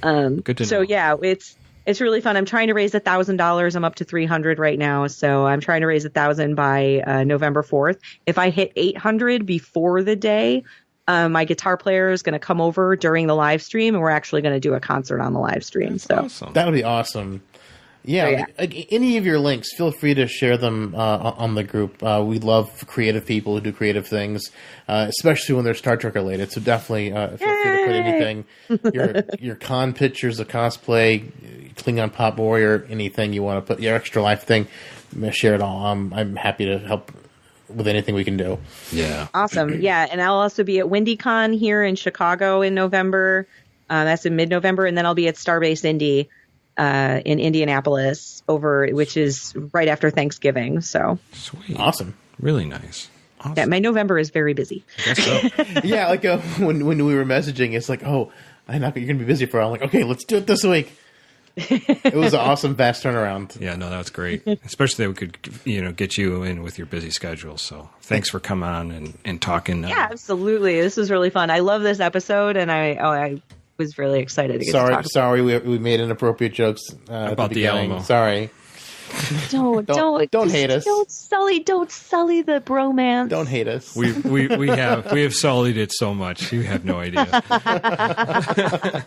Don't hate us. Let's see. Our intro is provided by Dave Wilkes. The rest of our music is provided by Warp 11. You can find them at warp11.com or Warp 11 on Twitter. You can find the show on Twitter at Synthaholic Duo, on Facebook at facebook.com/group/Synthaholics. You can email us at synthaholics@yahoo.com. We haven't gotten an email in a while. We like to read those on the air. You can also send us audio log that we can read or just play on the air, and we can respond to you verbally. Absolutely. If you have the chance, definitely go onto iTunes, rate and review us, preferably 5 stars, and a nice shining review about what you think about the show. If you have a little extra change in your pocket, we would love to have that. We have a Patreon set up, and if you go on our site, click on our Patreon, $1 a month. What's that? $1 a month. You spend more on that on Starbucks and fast food. So definitely, if you could throw it our way, we'd definitely appreciate it. Personally, I'm David_J_Duncan on Twitter and on Instagram. And Instagram, mostly I put up pictures of liquors I make. I'm at Blackbird 2004. And Guy, our co-host that definitely shows up every now and then, is at the GS Davis Art. And we are at Synthaholic Duel on Twitter as well. Yes. Tweeted us. We like tweeting. Yes, absolutely. Aaron is up at all times. So am I. I work till 2:30 in the morning. I just wake up periodically and check Twitter. Twitter is like, and I'll be twittering I'll be like, I can't sleep. Twitter. I'm really bad. I'm pretty bad. I really like Twitter, but my Twitter account, even though it's I've got the Klingon Pop on there, it's definitely a more personal Twitter account. I keep my Facebook page pretty to Klingon things and Star Trek things and my upcoming performances and pictures from cons and stuff like that. But my Twitter feed, I will get political. If you don't like my politics, maybe you should just make one for just, for your Klingon stuff and, I've thought about it, but it's more fun to just mix it all up. And they're like, why is the Klingon Pop Warrior chick angry about, Somalia? Do you ever tweet in Klingon?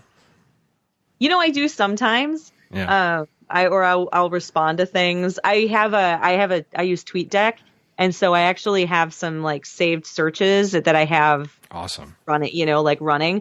And so I kind of keep my eye on. I have one for just Klingon, which there's all kinds of crap that goes through there, but sometimes there's some really funny things, and I've managed to interject myself into conversations on occasion that have gotten some good laughs. That's awesome. I actually recently somebody was complaining about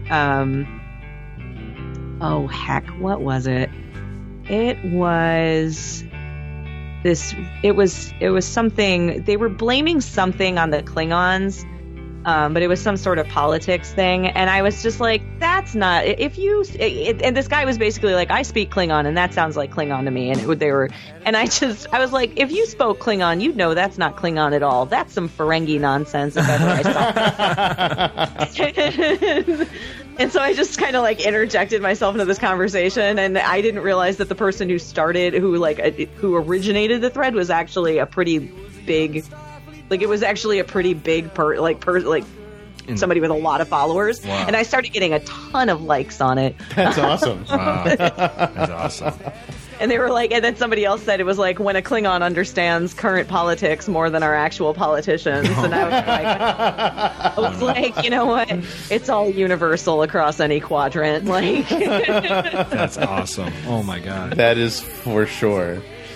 Well, thank you all so much for listening. Thank you so much, Jen, for taking the time to come and chat with us tonight about what you do, the amazing things that you do, and this amazing episode of Star Trek. Thank you so much. Yeah, it was wonderful having you, and keep up doing everything that you're doing because it's pretty amazing. thanks, guys. I have a good time, so I'll do it as long as I can. Awesome. That's what we do too. Yes, we do it as long as we can. As long as we can. Well, thank you all for listening. Live long and prosper, one and all. Before the night's over, I'll puke in the sink and we'll cry till we laugh. And we'll both shit our pants. You're the best drinking friend I ever had. Ooh, that was fun. Yeah. So so we'll be out on Tuesday. Yeah, we put stuff out on Tuesdays. That's pretty fun. Cool.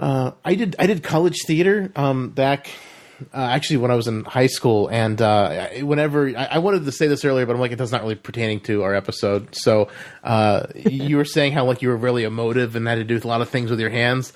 My first play was Romeo and Juliet. And I was Paris, and apparently I was too emotive with my hands. So, like, the director had the costume department whip me up a cape to keep draped over one arm. Wow. So, Like, we're gonna keep you from at least not moving that hand. there was something I was watching where it was like the whole joke of it was this person kept flailing all over the place, and they were like, just stand still. I think it was like a British comedy show or something like that, and the guy was supposed to be like a historian talking about some battle on a field, and they were like, maybe just take your gestures back a little bit, and he's like, okay, and then they'd start back up again, and he was just like, I mean, he was just like waving his arms in the air like a crazy person. Wow. And they were like, okay, maybe just hold that arm down here. Put your hands in your pocket. You know, It's it a was hard really thing funny. to do. Is like, how far do you actually ham it up or act it up or whatever in certain instances? You know, like in what's acceptable and what's not. I'm not an actor. I just always imagine Shakespeare being really like expressive with your arms. So I was just like, Yeah. How about expressive had with to your get- legs? well, I got to be expressed. I also played Charles the Wrestler in one of the Shakespeare plays, and it was really funny because we do all our stuff in period, but like our fighting coordinator was doing it more like modern wrestling. Okay. And so like like the first night of the show, like we had people like really into it because like I put the guy into a headlock. And then the way like he finishes me is he like basically body slams me, and you know the way the way theater combat works or any like pro wrestling works is that the person doing it, the person getting hurt's the person who pretty much initiates the action. So like the guy I'm fighting is like taller than me, so that's like an issue. So it's like I'm like headlocking him, then I have to jump over him as he like touches the back of my head. Yeah. So I jump over him, and then like you spread out and smack the floor, so you make this horrible noise. Wow. And then like the first the crowd went wild because I guess they were into modern wrestling, but the other two nights I guess people weren't into it, the wrestling, so like we didn't get any big cheers, and I was like kind of sad. But I love doing stage combat if I ever got to. There's some good stage combat in a Klingon Christmas Carol. I know a Klingon Christmas Carol is coming to. It's going to be in Chicago again this year,